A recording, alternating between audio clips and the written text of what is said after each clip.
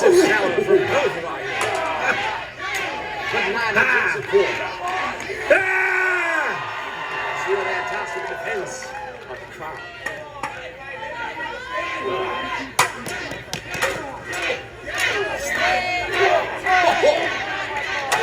A furious salvo from Wainwright. But Kent seems to be made of steel.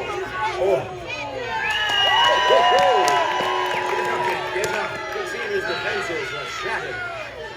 But Waitley rises and is determined to continue.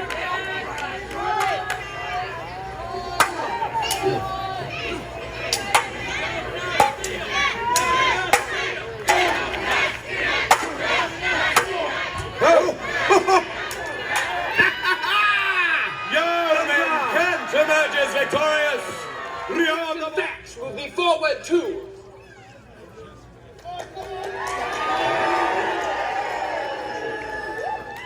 Bill Crimson! Pawn to King's Knight 3, move thee 1 square forward, prudent. There it is, that's... Ooh. I could use a nap. Knight to King's Bishop 3, Bev Tannengrove, move thee in front of thy cousin.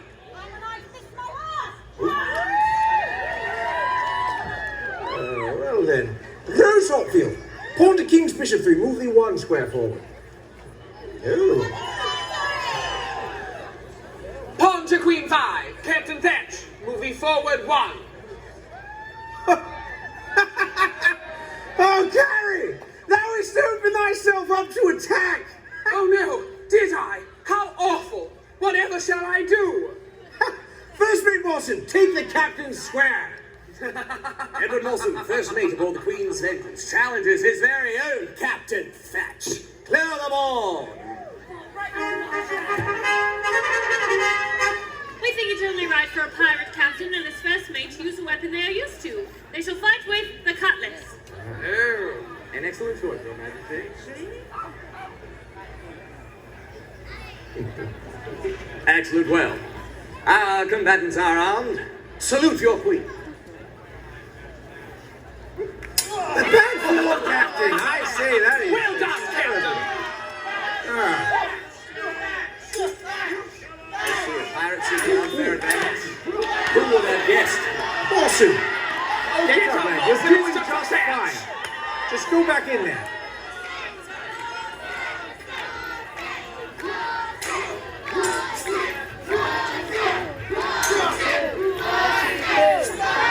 What a sick.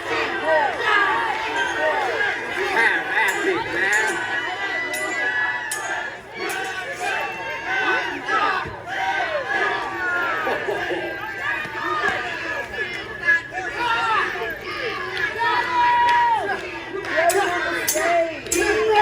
Oh my goodness!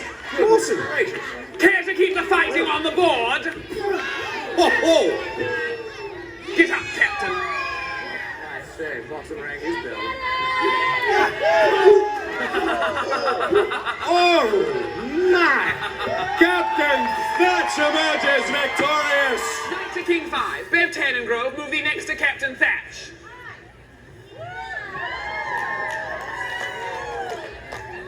Oh, right. Let's see here.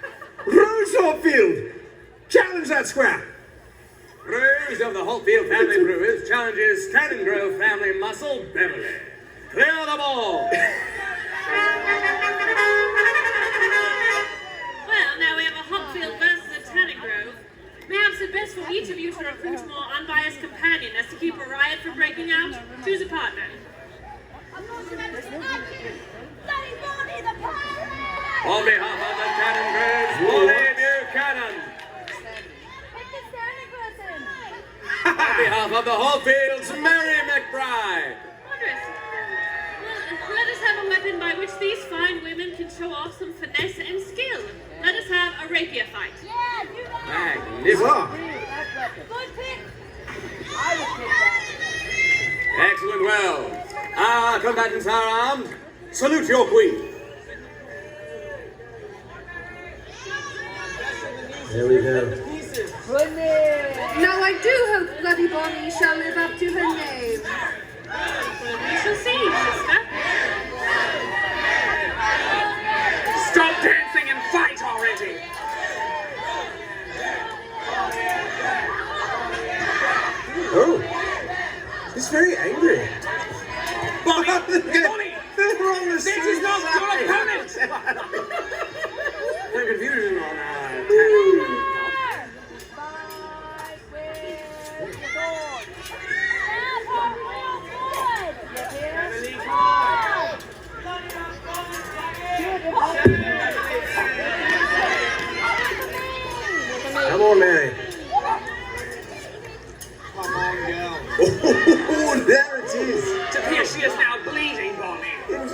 has been removed from our contest due to an injury to the right arm. We're standing Plenty here. of war to fight on! Oh, I see. That's a woman Just mark. a step there, Brown Smithers. Stay down and grab the martini. All right, Bruce. I believe in you.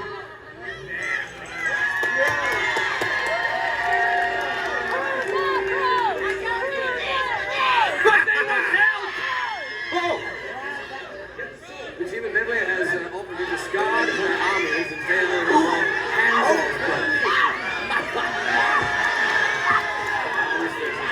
Hands. This is just There it is. Yes. Oh my! Look at this! That on the wall. Beverly Hills, Rose Hopfield, the match is victorious. Rearm the ball. It's Captain Thatch. Clear the ball. You are both well versed at fighting, therefore you shall choose your own weapons. Go to. Combatant's choice. What shall we choose?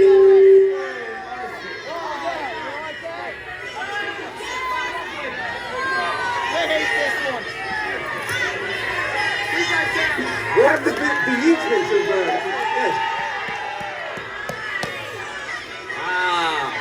Very good.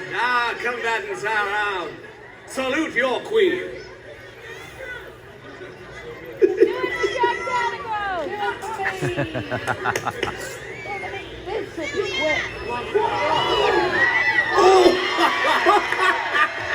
Sylvia Farrell emerges victorious. Rearm the ball. 6. Bury the Froman woman. Rip Skelton challenges Gretchen Froman. Clear the ball. I say, Gretchen Froman, thou lookest most reticent to fight. Didst thou even wish to be drafted into this match today? Nay, this will never do. I cannot in good conscience send someone into a fight that hath no wish to do so. Your Majesty, might I request a substitution? We shall allow it. Excellent. Your Majesty, if I may be so bold, might I request to take her place? Lady Jane, thou art new to our court, but surely thou must be aware it is not in the place of a lady in waiting to take up arms. Oh, come, Your Majesty, 'tis a festival day. Besides, remember that old saying in Mount Hope, all bets are off come All Hallows Eve. Dost thou even know how to fight, Lady Jane? I picked up a thing or two whilst growing up in Edinbridge. Look thou have, Cecil. So is I.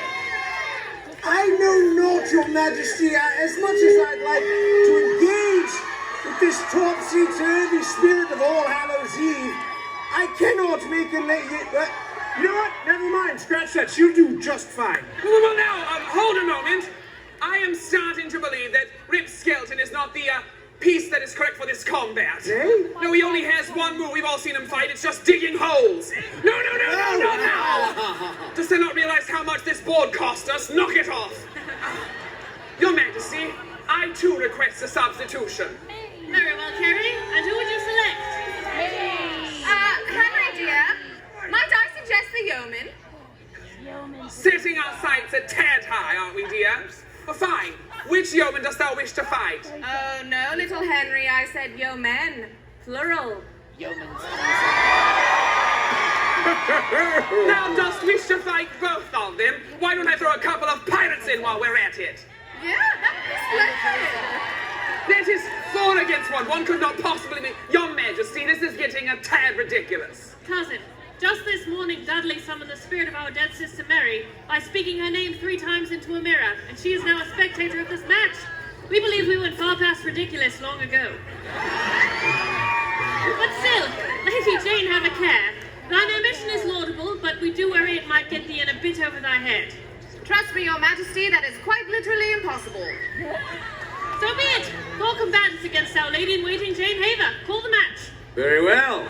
Lady Jane challenges Yeoman Kent. Yeoman Wainwright, Captain Thatch, and Edward Mawson.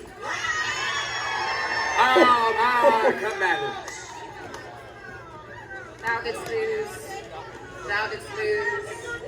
Thou didst lose. Are you much in the habit of sending your ladies in waiting to die? Would Nay. you like to switch? Very good. Do we have a satisfactory piece of steel, gentlemen? Good. Combatants are armed. Salute your queen.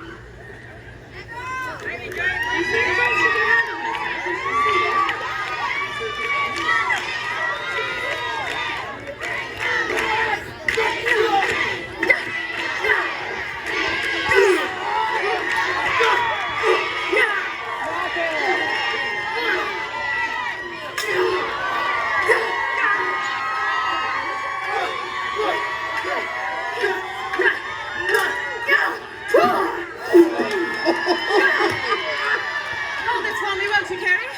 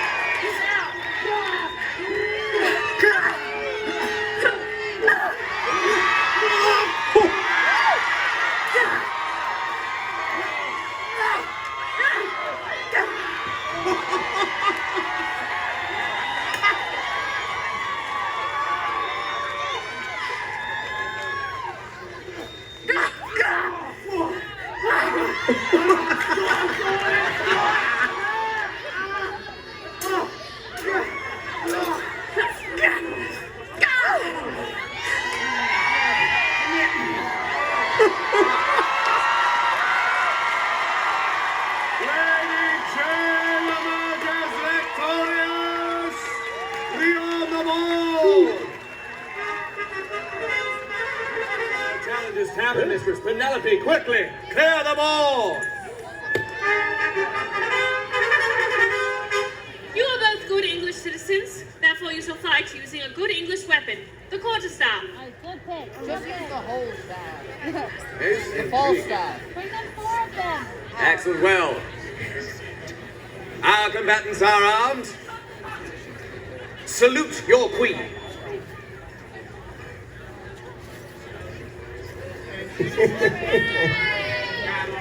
Yes. Marker. Cecil, if the pen is mightier than the sword, where does the quarterstaff fall in that lineup? Not sure on the spectrum, really. It might be towards the pen. Maybe. Large toothpick, as it were. Elizabeth, it might be a bit more merry if they sharpened the ends.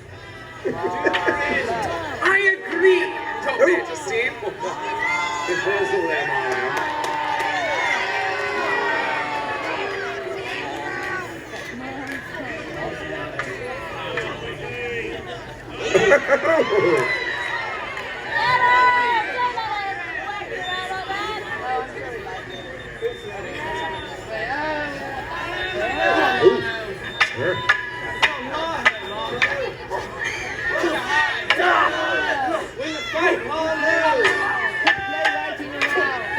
Tends to work better if one does hold on to Not it. looking good, lad. Oh.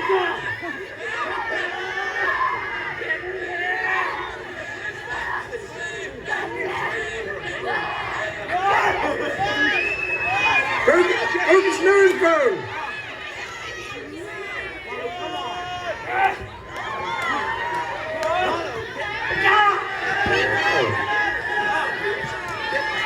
That's it, quickly.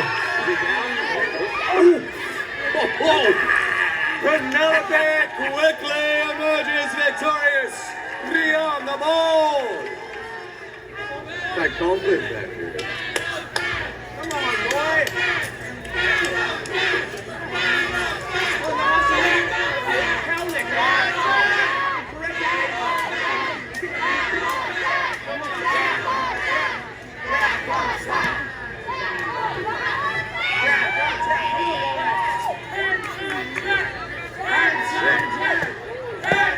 Get off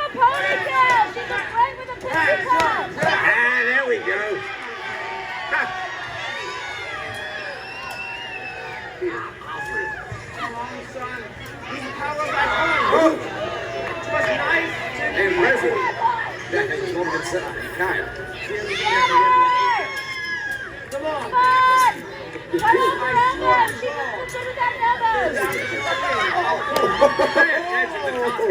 Are you done for, Tannin Grove?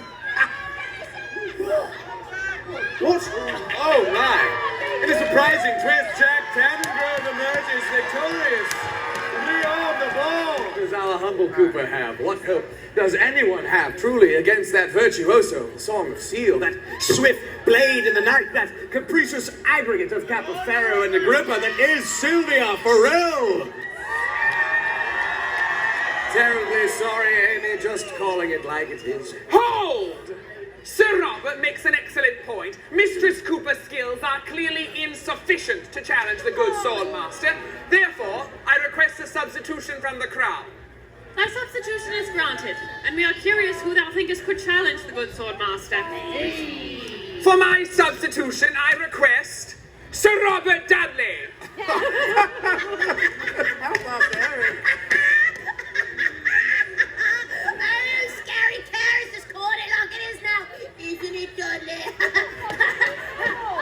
Leave him on the chessboard, Cooper.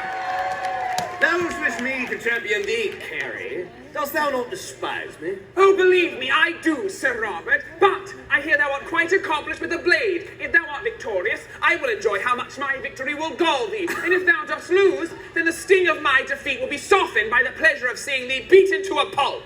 Surely, as Arbiter of the Board, Elizabeth, I cannot partake But in we it. believe thou canst indeed, Dudley. Take up thy rapier. We are keen to see thee stretch thy legs. Who is to say thou shalt throw this match just to spite me, Carrie? That is certainly a possibility, Dudley. The only thing one must do to ensure my defeat is to lose this battle in front of all these good people, including thy gracious queen. Ah, gotten by the ego now. Bring me my sword.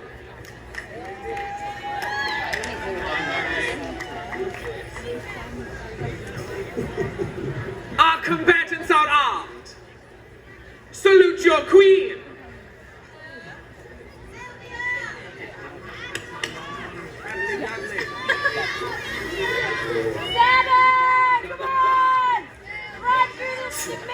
Do try to put thy best hoof forward, Dudley. My cousin is watching. Oh, sheepskin.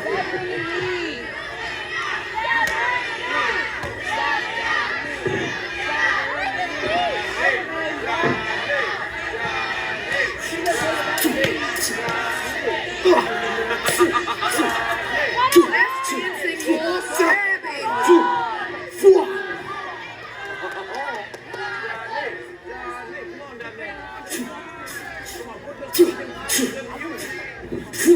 I had a feeling he was unstable. Because of llamas. I would like it back very much.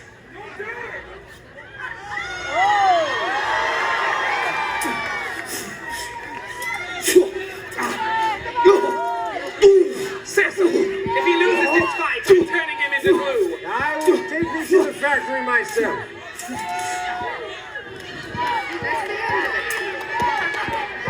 Give it back, Dudley. Suppose it's only fair. Yeah? Ah!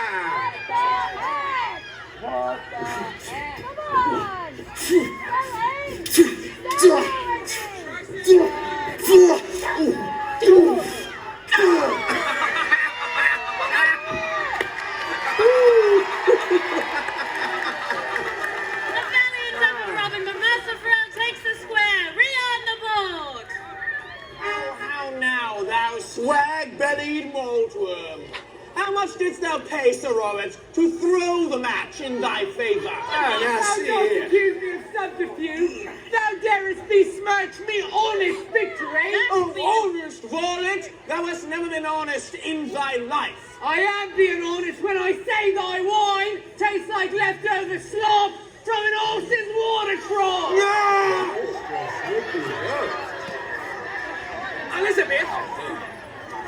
Elizabeth, do so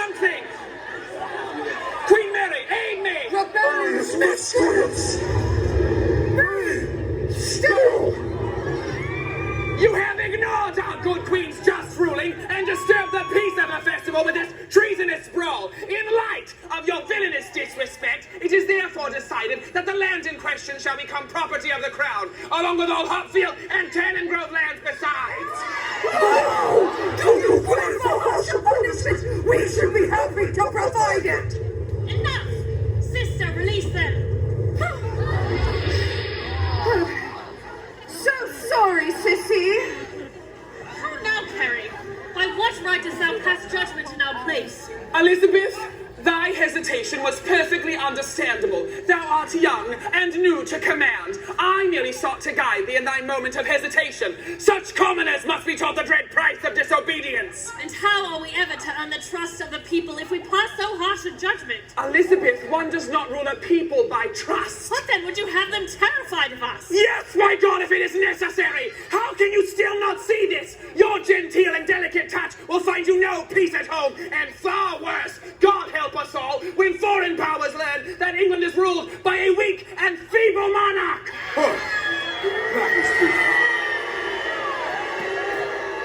Carrie? We thank thee. Thank me for what, your majesty? All this day we have doubted our own decisions, subjugating our intentions to the judgment of others. So desperate were we to prove ourselves to commoner and courtier alike. Our best ideals have been held prisoner to suit thy whims, but now, Carrie, thy words have at last set them free. I do not follow, your majesty. We shall clarify then. It is only by providing such utterly purblind, insipid counsel that thou hast helped us realize the irony, that all this day we have maligned our own judgment to win thy approval, when in truth it was thou who wert failing to prove thyself to us. Elizabeth, he only seeks to guide thee into a position of strength. The sort of strength you aspired to, sister, when you sat the throne. We remember well your actions, and we remember how this land bled for them. So now you both stand before us, calling our mercy weak, never dreaming that there might be other forms of strength beyond the bounds of your limited philosophy. But we will not let England suffer such tyranny again. Not now, not today, not ever.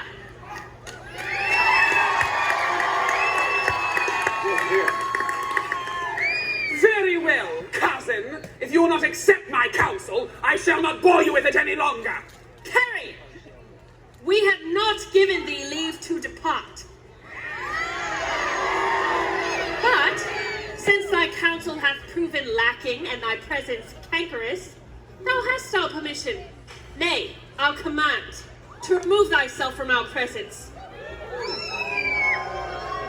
I cannot hold back any longer. I cannot have this. What is it, sister? Elizabeth, you would send away the one man who dare speak sense to you. England will never survive such weakness. Oh, but how then, sweet, sweet sister, to make you stronger? Perhaps life has not yet been cruel enough to you. As cruel as it's been to me.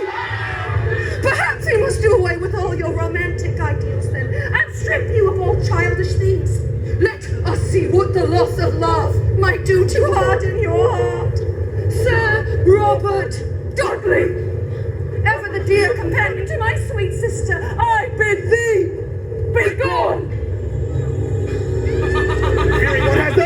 What the devil? No! Elizabeth! Good God, Mary, what have you done? I have banished your precious Dudley to the nether realms, Elizabeth. I prayed with no further soft and amorous distractions you might begin to show some sense. How dare Is that not enough, Elizabeth? Whom else shall I take with me? Your doting Cecil, your adoring court. Need I destroy this entire shire to strengthen your will? That is enough!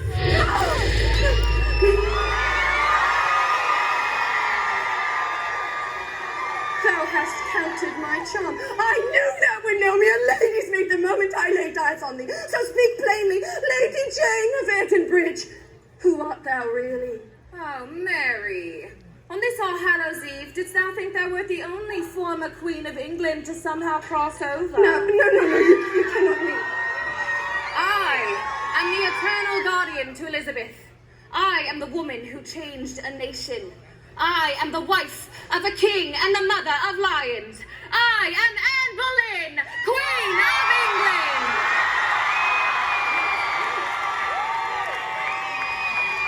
And you shall torment my daughter no more. Oh, Annie, I should have known you And would shoot her. moreover, I know the laws that bind all spirits, including you, Mary.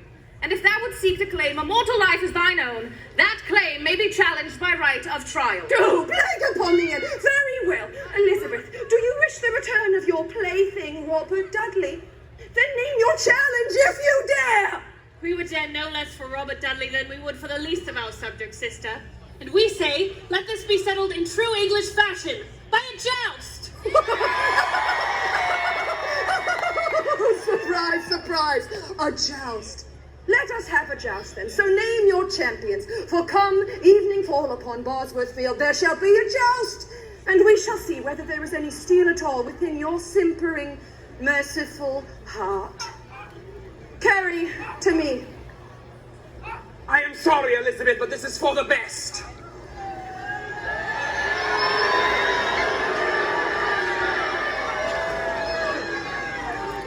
Elizabeth, are you well? We are well, Cecil, and we need no consolation. Your sister has allied herself with one of England's more powerful lords. England's most powerful lord stands before thee now, and we seem to have allies of our own. Hartfield, Tannegrove, approach. Our judgment on the matter of your land was passed upon the conclusion of this match. We trust, as true English subjects, you are prepared to abide by it. Oh, your majesty, we have learned such things this day as put our trifling little squabble into a much greater perspective. Most well. Then go with our blessing. Thank you, your majesty. Good people, the festive countenance of this day hath been darkened o'er by troublesome ghosts and by mortal treachery. But hope is not lost. Far from it. And so we bid you join us at 6 o'clock upon Bosworth Field, where we will bring this matter to resolution. In the meanwhile, Mother, there is clearly much we need discuss. Aye, daughter, and it is a conversation I have waited an age for. And one we never dreamed might come to be. Come, walk with us. Cecil. All rise! God save the Queen! God save the Queen!